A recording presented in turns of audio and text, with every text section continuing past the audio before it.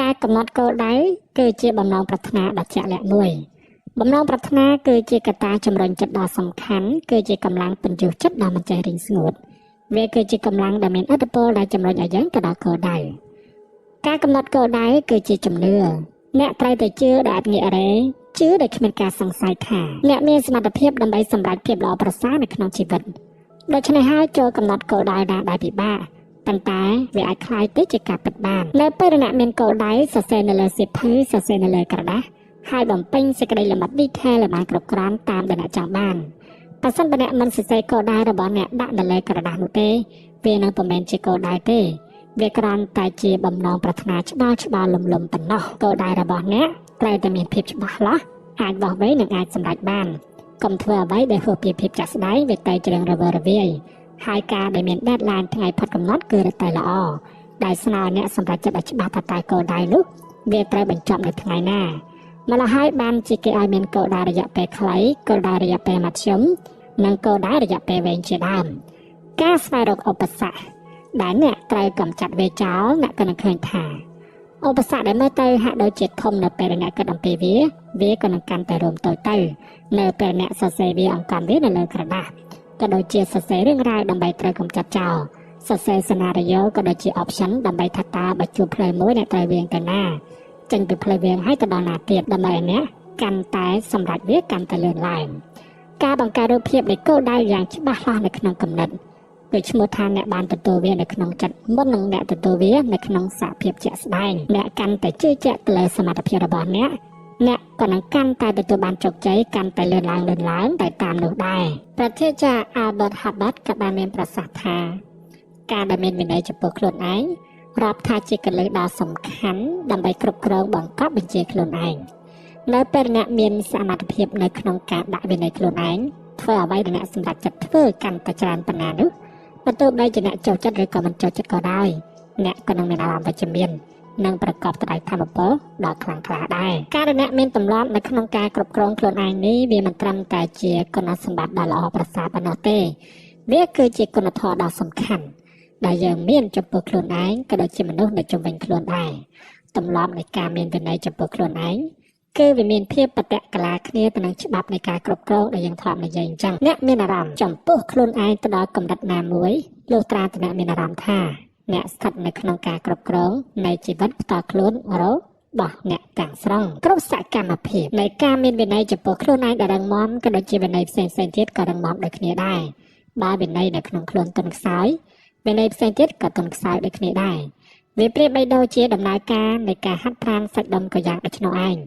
អ្នកកាន់តែមានវិន័យនៅក្នុងការលើកដុំដែកសាច់ដុំក៏កាន់តែធំរឹងមាំនេះហើយគឺជាមូលហេតុដែលថា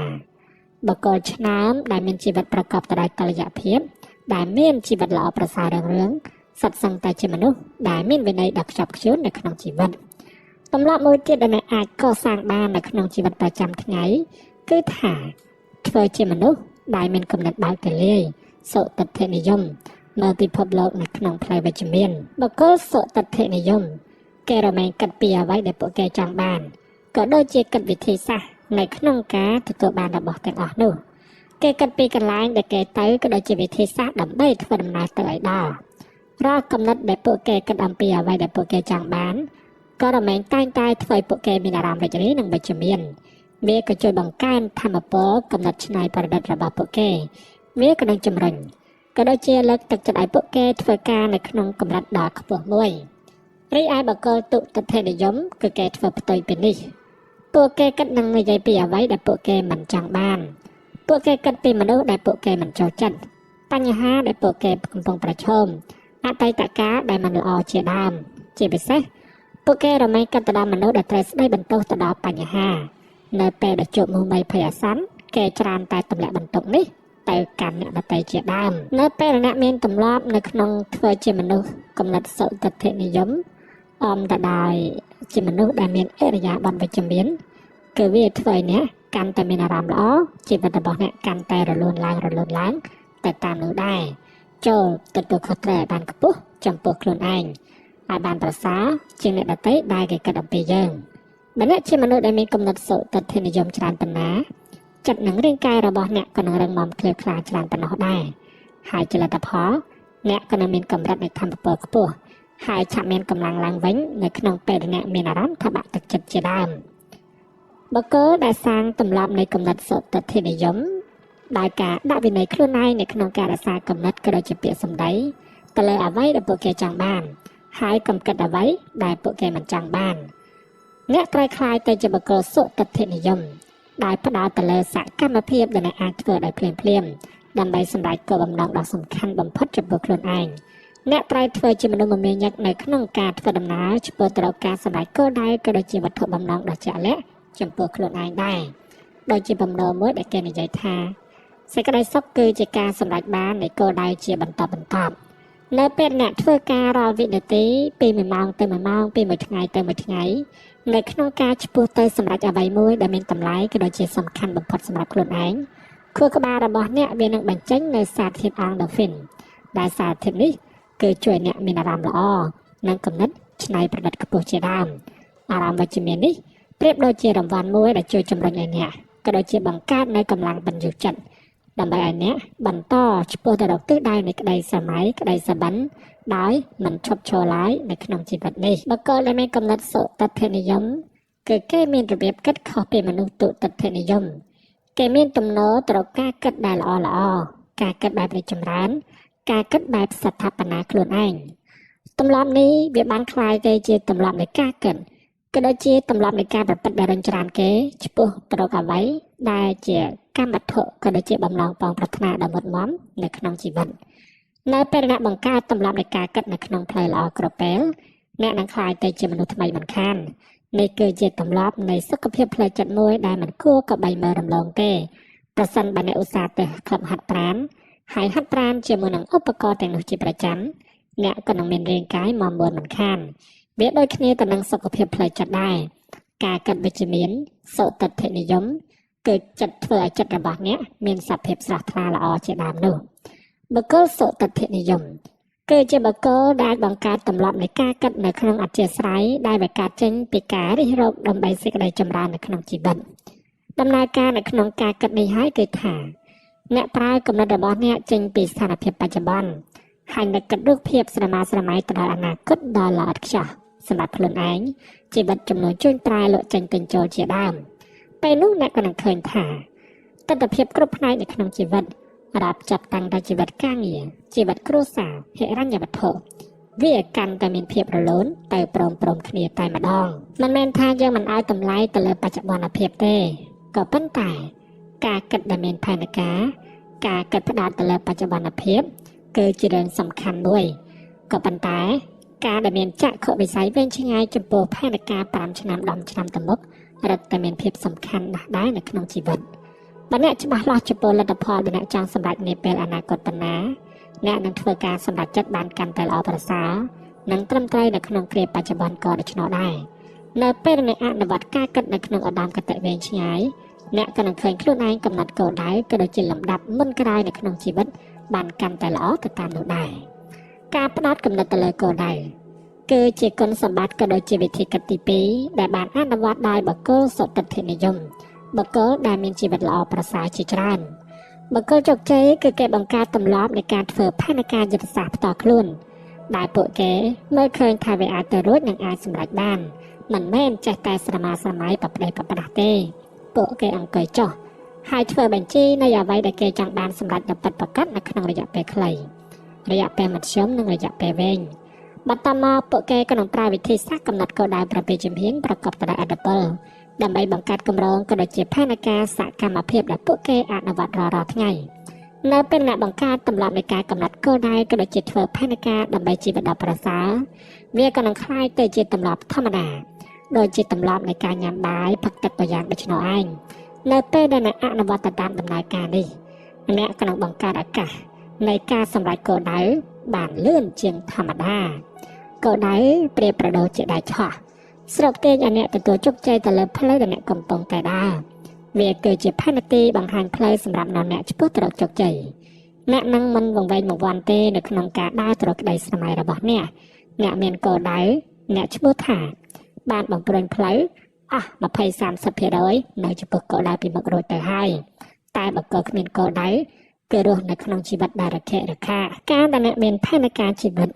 មានគោលដៅសម្រាប់ជីវិត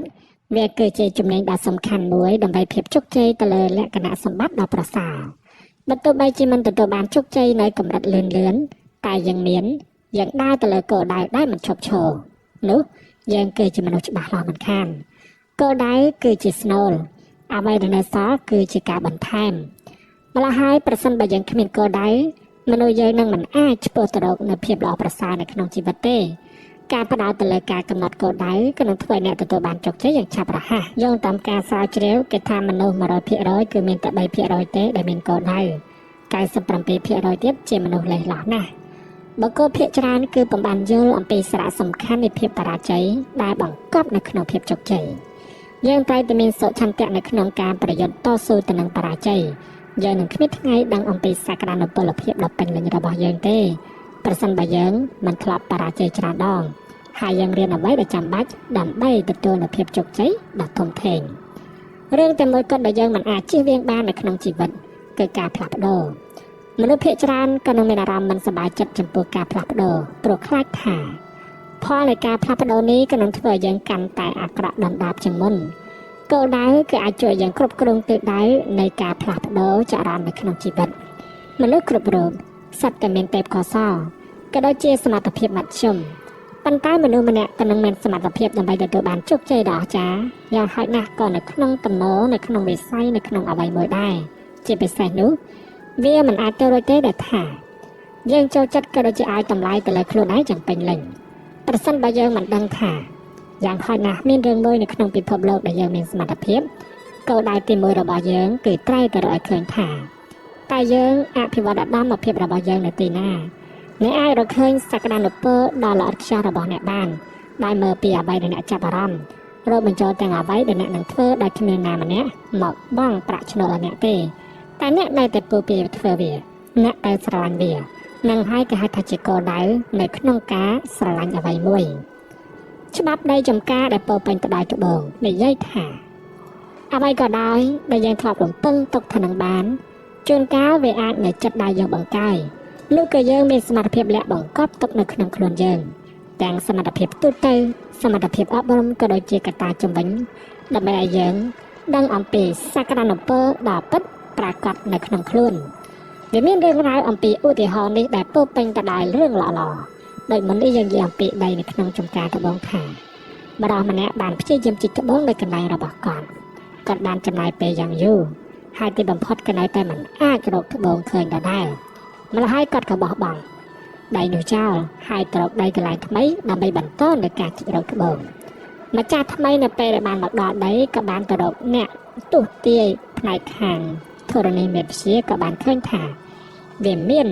រ៉ែក៏ដូចជាត្បូងសំខាន់ហើយគាត់ជិះតែបន្តិចទៀតគាត់ក៏បានទទួលត្បូងនៅខាងក្រោមដីមែនវាគឺជាការបង្រៀនថាជួនកាលនៅពេលដែលយើងឈប់ព្យាយាមសម្បីតែបន្តិចយើងនឹងមិនអាចរកឃើញនូវរតនសម្បត្តិដ៏មានតម្លៃនៅក្នុងជីវិតបានមែនម្ល៉េះហើយបានជាគេថាកុំបោះបង់កុំឆាប់ចោះចាញ់ពេកមនុស្សយើងម្នាក់ត្រូវតែមានគោលដៅប្រកបទៅដោយតុល្យភាព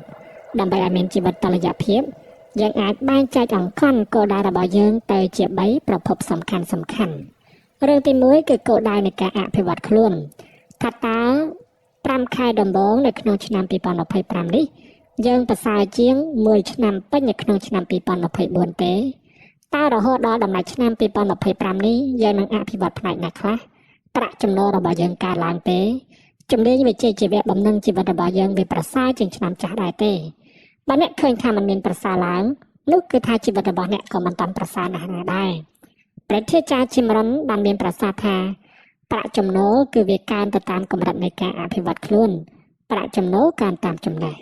ជីវិតរបស់អ្នកប្រសើរឡើងលុះត្រាតែអ្នកតាំងចិត្តធ្វើវាឲ្យប្រសើរឡើងដែរបន្តមកជីវិតគ្រួសារនិងឯកជនភាព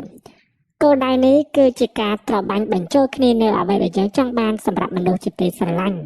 ក៏ដូចជាដើម្បីសុភមង្គលផ្ទាល់ខ្លួនរបស់យើងដែលរួមមានរបស់ដែលយើងត្រូវការក៏ដូចជារបស់ដែលយើងត្រូវការសម្រាប់កំសាន្តជាដើមអាជីវកម្មចំនួនជួញប្រែលក់ចេញទិញចូលយើងត្រូវតែមានគោលដៅនៅក្នុងវិស័យនេះ ប្រសិនបើយើងចង់ទទួលបានឯករាជ្យភាពផ្នែកខាងហិរញ្ញវត្ថុឬក៏ចង់បានសេរីភាពផ្នែកខាងហិរញ្ញវត្ថុជាដើមមនុស្សយើងខ្លាចទៅជាមនុស្សដែលពួកគេគិតស្ទើរតែគ្រប់ពេលវេលាហើយបើគោលជោគជ័យគឺគេគិតពីគោលដៅរបស់ពួកគេដោយជឿជាក់ទៅលើវាស្ទើរតែគ្រប់ពេលវេលាដែរនៅពេលអ្នកមានគោលដៅនៅពេលអ្នកមានវាអ្នកសរសេរវាដាក់នៅក្នុងក្រដាសជាប់តាមខ្លួនដើម្បីងាយស្រួលនៅក្នុងការយកវាមករំលឹកជានិច្ចហើយអ្នកក៏នឹងផ្លាស់ប្ដូរដ៏សំខាន់នៅក្នុងជីវិតព្រឹទ្ធាចារ្យណាប៉ូឡុងហ៊ីលបានរំលេចនៅក្នុងសៀវភៅរបស់គាត់អំពីចិត្តគំនិតក៏ដូចជាគោលដៅដ៏សំខាន់ថាមនុស្សយើងក៏រមែងតែងតែខ្លាចទៅជាអ្វីដែលយើងគិតស្ទើរតែគ្រប់ពេលហើយគេរាប់ថាជាច្បាប់មួយដែលមានប្រសិទ្ធភាពបំផុតពិភពលោកខាងក្រៅគឺ reflect ឆ្លុះបញ្ចាំងរូបភាពនៃពិភពលោកខាងក្នុងចិត្តរបស់យើងម្ល៉េះហើយយើងត្រូវសួរសំណួរថាតើអ្នកកំពុងតែគិតអ្វីនៅពេលនេះអ្នកកំពុងតែគិតពីគោលដៅក៏ដូចជាភាពជោគជ័យរបស់អ្នកឬក៏អ្នកកំពុងតែគិតអំពីរឿងអត់ប្រយោជន៍រឿងរ៉ាវដែលធ្វើឲ្យចិត្តរបស់អ្នកស្រពេចស្រពិលដែលធ្វើឲ្យចិត្តរបស់អ្នកមិនលះដែលធ្វើឲ្យចិត្តរបស់អ្នកមិនល្អជាដើមនោះអ្នកកាន់តែគិតអំពីរឿងអ្វីមួយអ្នករិនរត់តែលងជ្រៅនៅក្នុងរឿងនោះទាំងអស់ហើយវាក៏នឹងคล้ายទៅជាការពិតឡើងនៅក្នុងជីវិតប្រសិនបើអ្នកគិតថាមនុស្សគ្រប់គ្នាកំពុងតែទាញប្រយោជន៍ពីអ្នកក៏នឹងទទួលបានពីវាប្រសិនបើអ្នកគិតថាអ្នកមានភាពជោគជ័យមានកំណត់អ្នកក៏នឹងទទួលបានរឿងនោះប្រសិនបើអ្នកគិតថាមនុស្សទាំងអស់សត្វបោកប្រាស់អ្នកច្រើនតែជួបនូវភាពបោកប្រាស់ធ្វើឲ្យបរិយាកាសរបស់អ្នកមានភាពអាប់អួរជាដើមចូលចាំថាអ្នកក៏នឹងคล้ายទៅជាអ្វីដែលអ្នកគិតគ្រប់ពេលវាគឺជាអាចកម្លាំងដ៏ចម្លែកបំផុតនៅក្នុងពិភពលោកមិនថាអ្នកគិតអ្វីវារមែងតែងតែត្រឹមត្រូវជានិច្ចព្រោះវាក៏នឹងតាមអ្វីដែលអ្នកគិតនេះគឺជាបំណងរបស់ប្រធាចារ្យ Henry Ford នៅពេលអ្នកចាប់ផ្ដើមគិតអំពីគោលដៅដែលយើងកំពុងតែនិយាយនេះក៏ដូចជាវិធីនៅក្នុងការឈានទៅដល់វាអ្នកក៏នឹងចាប់ផ្ដើមរំកិលទៅរកវាយ៉ាងឆាប់រហ័សនៅក្នុងពេលជាមួយគ្នានេះគោលដៅក៏ចាប់ផ្ដើមរំកិលមករកអ្នកដែរអ្នកគិតអំពីគោលដៅក៏ដូចជាគិតអំពីវិធីនៅក្នុងការឈានទៅសម្រេចគោលដៅច្រើនប៉ុណ្ណាអ្នកកាន់តែคล้ายទៅជាមនុស្សសុទិដ្ឋិនិយមកាន់តែច្រើនឡើងក៏ប៉ុណ្ណោះដែរនៅក្នុងពេលជាមួយគ្នានេះអ្នកបង្កើតធម៌ពលដូចជាមេដៃតាក់ទាញមនុស្សក៏ដូចជាស្ថានភាពផ្សេងដែលគ្រប់គ្រងទៅដល់គោលដៅរបស់អ្នកចូលមកកាន់ជីវិតត្រូវចាំថាអ្នកសរសេរគោលដៅរបស់អ្នកនៅលើក្រដាសវាគឺជាការផ្លាស់ប្ដូរអ្វីដែលជាអរូបីឲ្យคล้ายទៅជារូបីនៅក្នុងដំណាក់កាលដំបូងតែម្ដងព្រោះអ្នកមិនអាចបាញ់ត្រូវគោលដៅដែលអ្នកមើលមិនឃើញទេ